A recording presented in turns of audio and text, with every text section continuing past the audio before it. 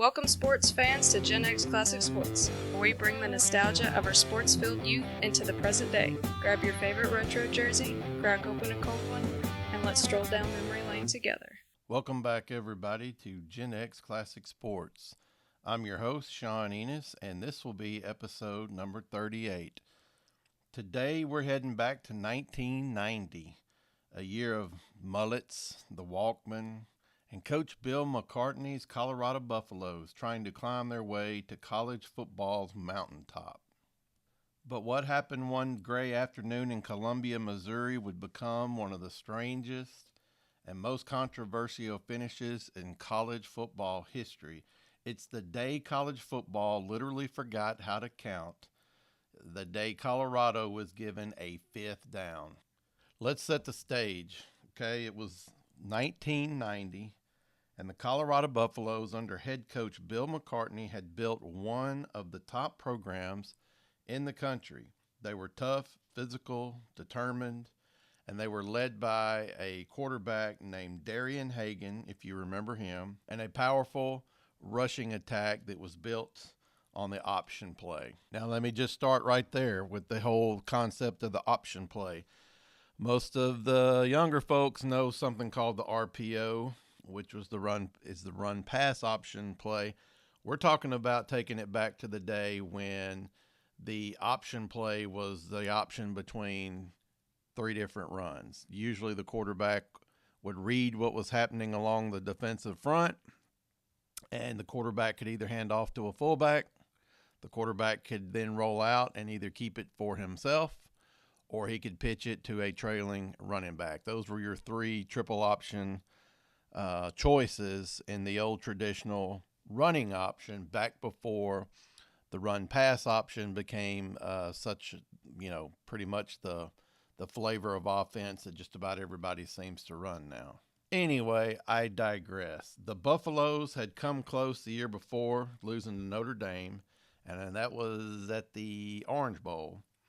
And they missed out on a national championship by doing that. In 1990, though, they were on a mission. And keep in mind, this was back in the days where you as a college were associated with a particular bowl because of your conference. Conference champions went to certain bowls, and there might be a few little at-large things going on, but basically you played those bowl games, and then you had a coaches poll and a writers poll. I believe it was the writers and the coaches that decided who the national champion would be. So you tried to put together the best two teams you could, and it didn't work out that way very often. You had a lot of teams with similar records playing in different bowl games, and the vote is what decided the national championship, which is why we went to the college football playoff in the first place. So I digress again, but Buffaloes had almost won the national title the year before, if you believe the way things could have gone had they beaten Notre Dame in the Orange Bowl. It hadn't been smooth sailing for the program this year that we're talking about now in 1990. They started ranked really high based on the season before's performance, but they had some early season struggles, including a tie with Tennessee, and they had a tough loss out of conference to Illinois. But Colorado, they kept grinding, and they had big wins over, at the time, a powerful Washington team. They had big wins over Texas. They had big wins over Oklahoma, and those were conference wins at the time. By late October, they were ranked number 12 in the country, and they were still thinking about making a national title run. And so this was a Big 8 conference contest. And so up next, they had a road trip to Missouri. And Missouri was just 2 wins, 2 losses, and a tie. And they really weren't expected to give Colorado much of a game.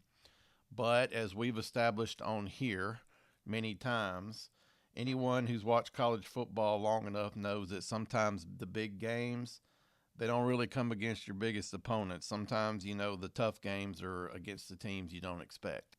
It was October 6, 1990, and Columbia, Missouri, hosting on a cold, gray, windy day, a perfect, recipe, at least weather-wise, for an upset.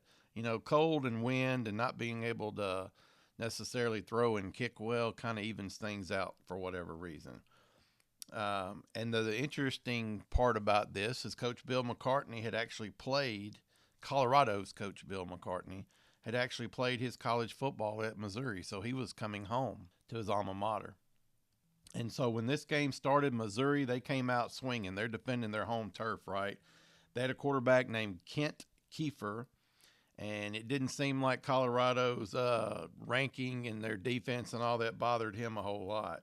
He kept the Tigers in it, back and forth, and the Missouri defense was actually playing well against a really powerful run game from Colorado. One cog in that wheel of the powerful running attack for Colorado is, you'll remember this name, Eric Bieniemy, who has gone on since to be a big-time offensive coordinator in the NFL. He was a coordinator for some Super Bowl winning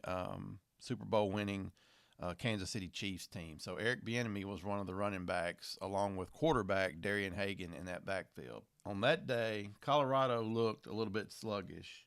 And here's why.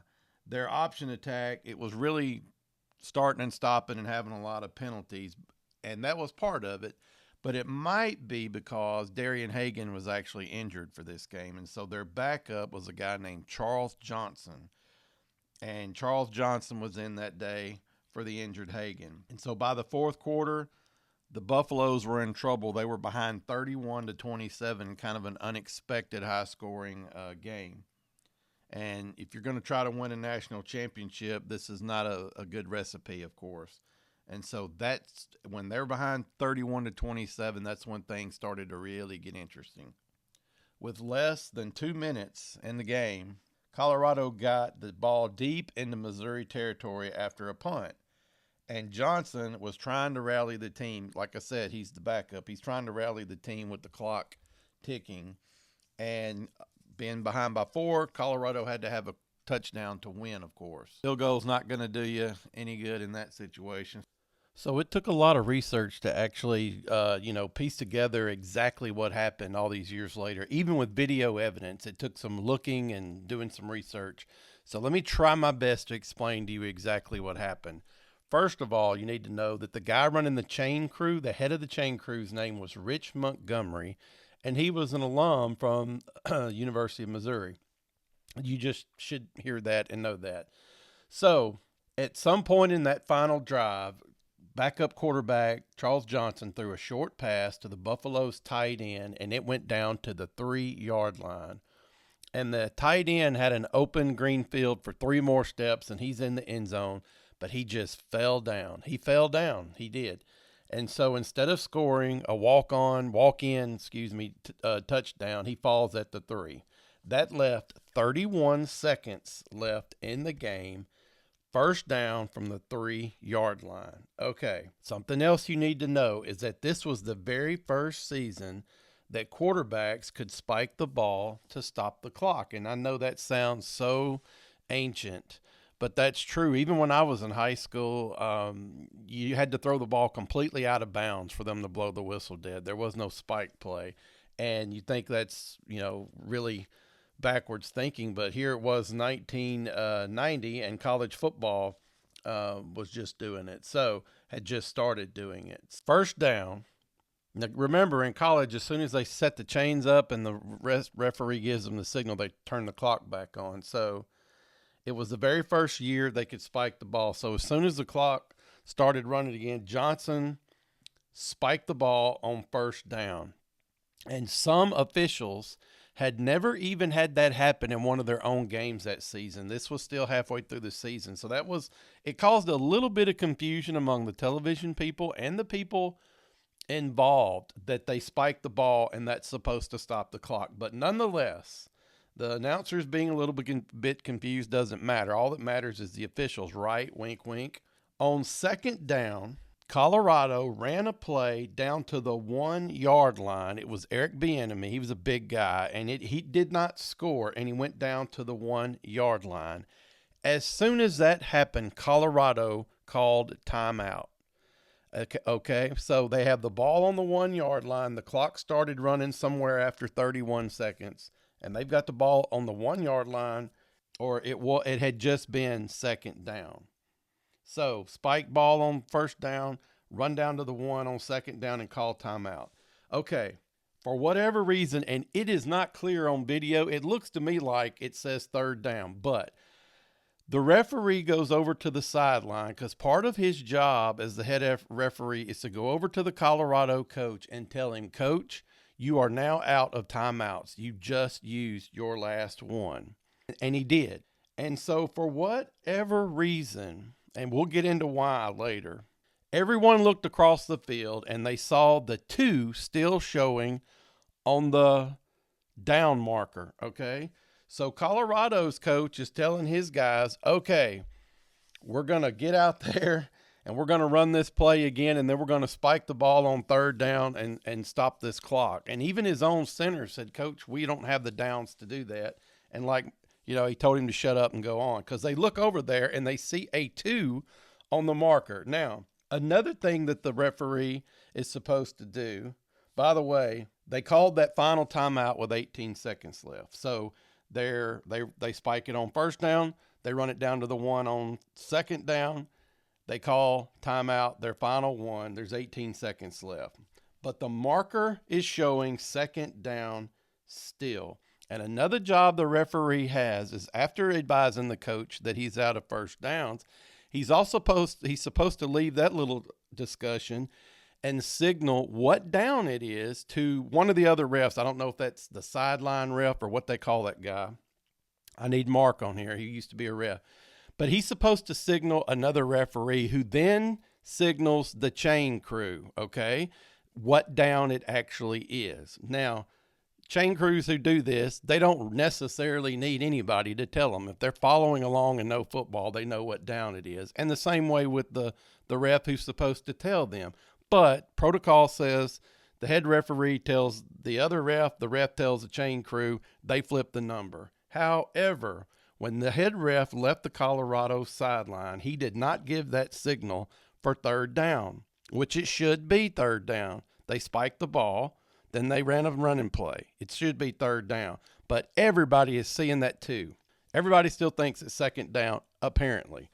So with the marker still showing second down, on the very next play, Bieniemy slammed into the line again and was stopped again, okay, for the second time. And so with the clock still ticking, as they had been instructed to do in the huddle by their coach, Colorado lined up again and spiked the ball, and that left 3 seconds on the clock.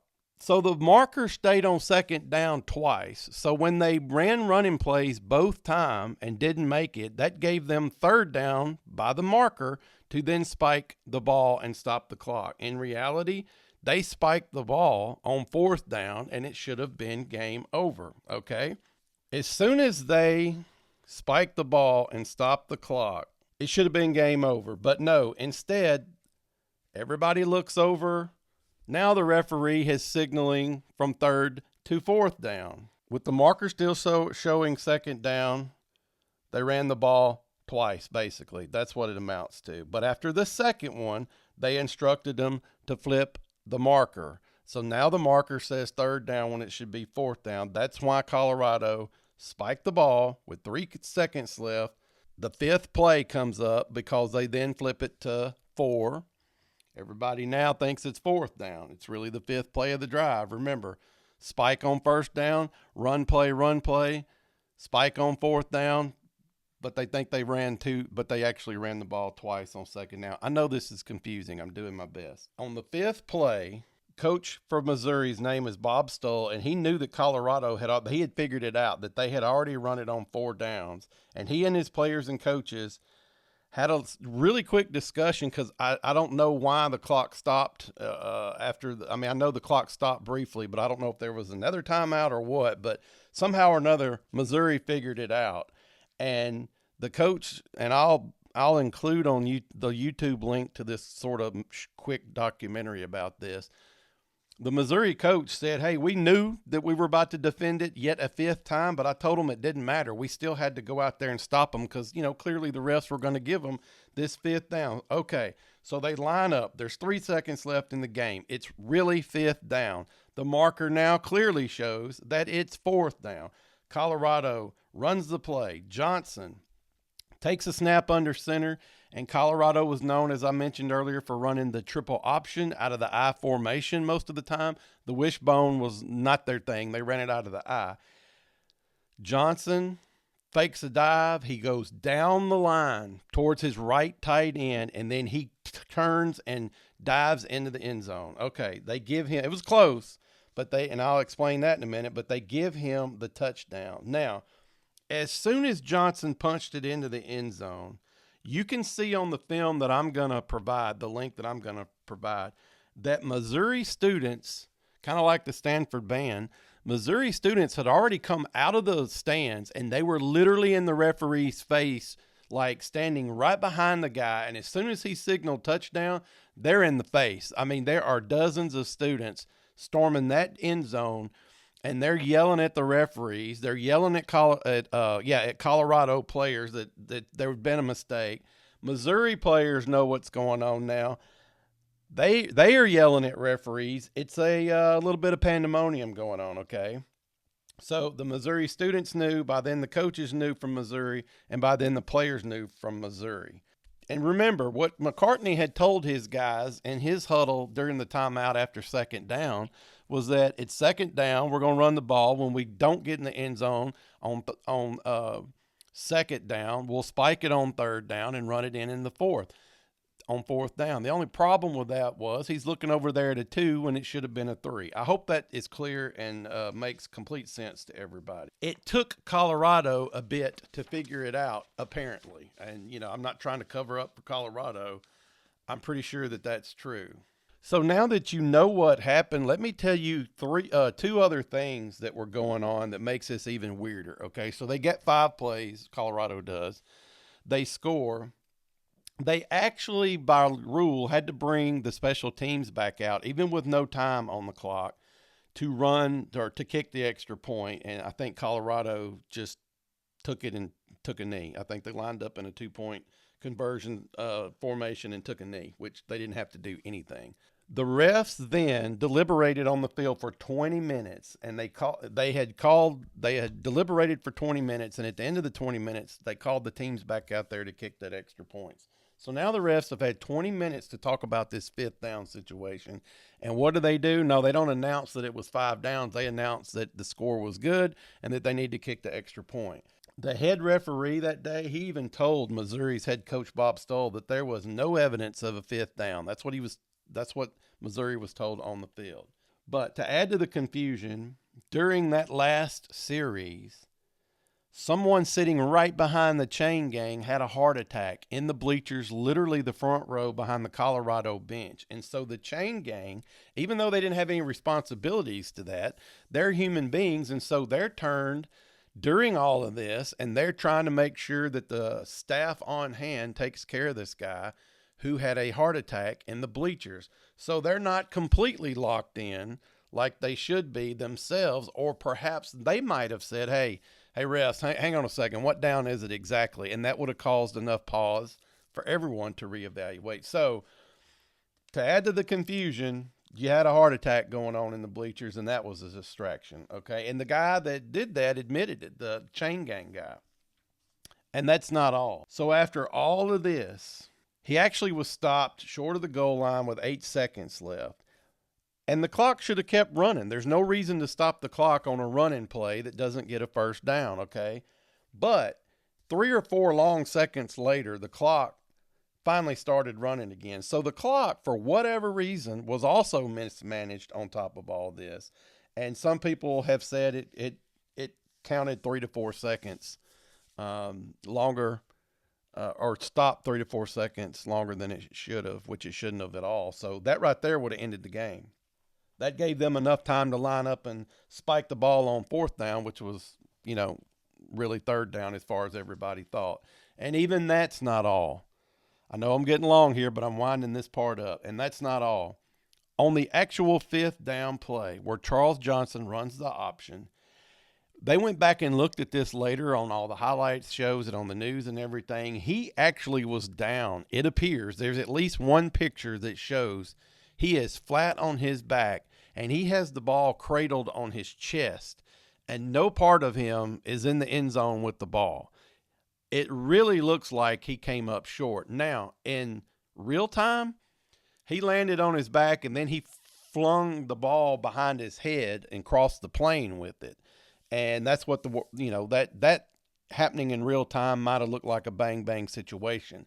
But someone taking pictures from the end zone from the press actually shows him flat on his back and not cross the goal line, and the ball was on his chest, not across the goal line. So on top of everything else going on, heart attacks, numbers that don't get flipped, timeouts that don't get communicated. After all of that, the play that shouldn't have happened in the first play might not have been called correctly on the field anyway. And of course, in those days, there was no instant replay requests, and under 2 minutes, being reviewed anyway. So the play, even if he didn't score, it stood anyway, and it wouldn't matter.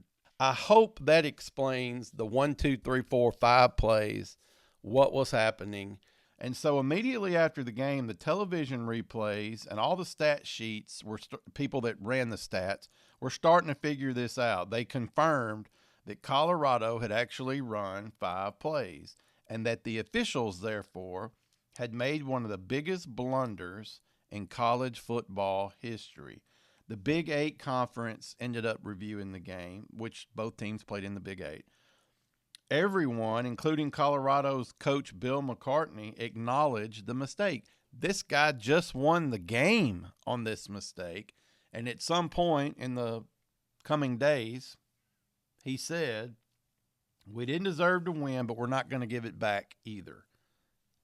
The Big 8 issued a public apology, but they would not overturn the result. So in the record books and historically, Colorado won that game.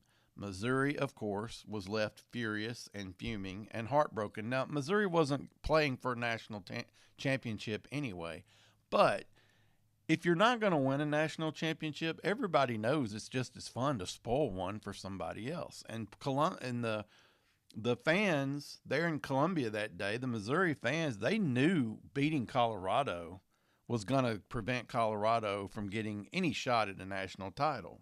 The loss dropped Missouri to 2 wins, 3 losses, 1 tie, and Colorado improved their record to 4 wins, 1 loss. That victory, kept Colorado alive in the national title race. And the Buffs, as it turns out, they didn't lose again the rest of the year. They went on to win the Big 8, which is an old conference that doesn't exist anymore.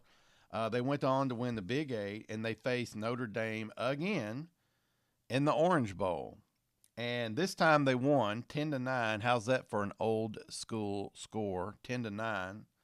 And they earned a share of the national championship with Georgia Tech, which was voted on. Keep in mind, Georgia Tech and Colorado did not play each other. They didn't settle it on the field. They were in separate bowl games because of their conference alignments. So, after both teams won their bowl games, there was a vote, and they had to split the national championship. It was by vote between, I believe, the writers and the coaches, as I've said, and each entity voted a different team in. And I can remember seeing a few weeks later, I was somewhere out of the state. I don't remember why, but I saw someone wearing a co-national championship T-shirt, and I just remember for Georgia Tech, and I just remember thinking how odd that was. That national title included a 5th down play in a crucial conference game that truly did decide whether or not they had a shot at the national title. Okay, Colorado finished the season 11-1-1, and Georgia Tech finished the season 11-0-1. And I don't remember why, a 1-loss team tied a 0-loss team. I don't know. I don't know what the thinking was behind that, but that's how it turned out. Both of them had a tie. Really odd. Of course, to this day, Missouri fans are still upset and furious about this whole thing, and they argue that the championship should have never happened.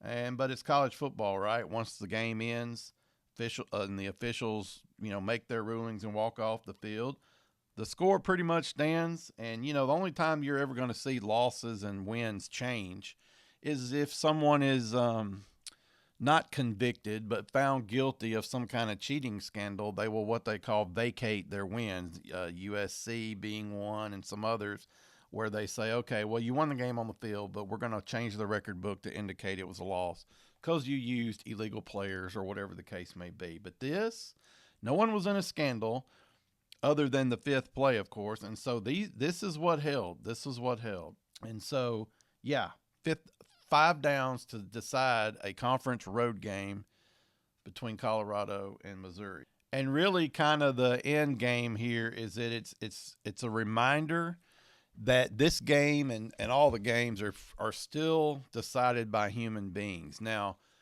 as sure as I say that, it's 2025 and they're using robot camera, whatever, operated strike zone devices and some minor league baseball stuff. They're experimenting with that. But in 1990, human beings called these games, and that kept the human factor in it then, and it's largely in it now.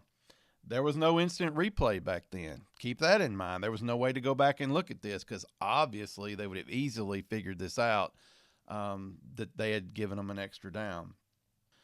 There were just guys on the field flipping a manual sign on the sideline, doing their best. And, when that happens, mistakes are made and chaos ensues. It just does.